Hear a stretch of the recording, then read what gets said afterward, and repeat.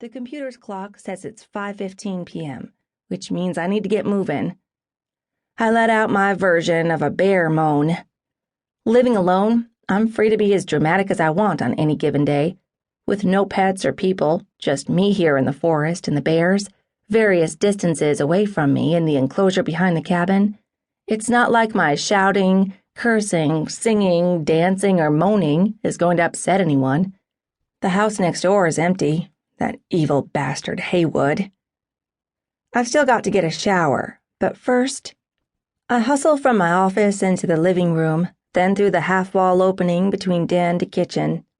There, inside the cabinet underneath my big trough-style sink, I keep a bottle of Émile Pernod Vieux Pontarlier absinthe for just such an occasion as this. I twist the top off, bring the bottle to my lips, and take the smallest of swigs. The warm licorice taste coats my throat, leaving behind a tang of bitterness as I shut my mouth. I imagine I feel more relaxed as I put the bottle back under the sink. Absinthe aficionados would be horrified by my bastardization of their fancy drink, but whatever. Again, no one here but me.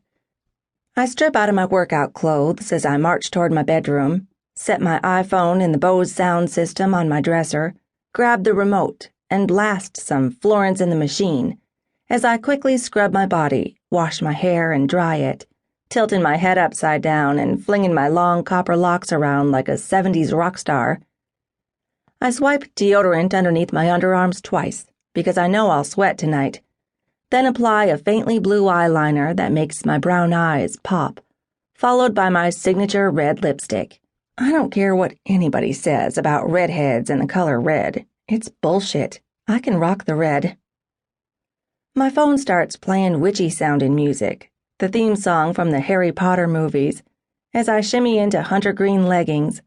But I can't talk to my bestie Jamie and get ready, so I decide I'll call her from the car. After a parting eyebrow arch into the mirror, I drift into my room and spend a second staring longingly at an oversized gray hoodie picturing the cover of one of my favorite books, My Antonia, before tossing it aside and grabbing a boring cream sweater that hits me about mid-thigh. I have these ridiculously awesome Prada combat boots that would breathe some life into this blech, but I don't want to draw that kind of attention tonight, so I settle on a pair of brown Tory Burch riding boots that would only look expensive to the most discerning eye.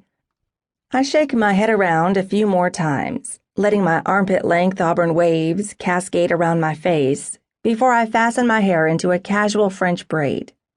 Then I grab my backpack purse, my adorable bear keychain, and my phone out of the Bose dock, and sprint toward the garage door, a trek that takes me through the office that adjoins my room, then the den, where the cabin's front door is, through the kitchen, and into the laundry room beside the breakfast nook. The place reeks of gardenias, which are potted and blooming on every spare surface, including the top of the washing machine. I inhale deeply as I slip out the door and into my garage. The radio in my Mini Cooper, codenamed Anderson, is set to NPR, and after deliberation that lasts about the length of my long, twisty driveway, I decide to leave it there, distracting myself with an interesting discussion about transgender elementary schoolers. Before about 2 miles from my destination, I call Jamie. "Are you there?" she asks in lieu of a normal greeting. "Not yet," I sigh. "Are you ready?" she asks. "Are you still going to do it?" She sounds perhaps skeptical. I can't tell for sure. She's got this thing she does where even I can't read her intonation. Tricky whore. I sigh again. "I guess, maybe. Probably," I modify. "You can do this." I sink my nails into the leather of the steering wheel and glare out at the traffic. "It might help," she says. Might. I attack the stitching on the wheel's side with one dark purple fingernail and make a turn toward the courthouse.